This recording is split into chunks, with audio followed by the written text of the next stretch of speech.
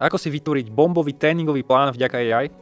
Zadaš kvalitný prompt, nech si AI vyhľadá každý článok, každé video tvojho obľúbeného fitness trénera, ktorého rešpektuješ.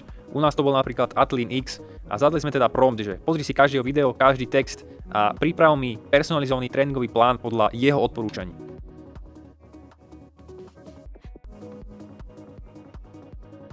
V tom pláne je presne rozpísané, že v ktorý deň mám čo cvičiť, sú tam aj nejaké odporúčania, ako vykonávať tie cviky a týmto pádom si vieme za pár minút pripraviť tréningový plán bez toho, aby sme teraz platili stovky eur fitness trénerom. Tiež treba povedať aj tú druhú stránku mince, že už keď vám umelá inteligencia vytvorí ten tréningový plán, nevie skontrolovať, či tie cviky vykonávate dobre a neničíte si chrbát pri mŕtvych ťahoch.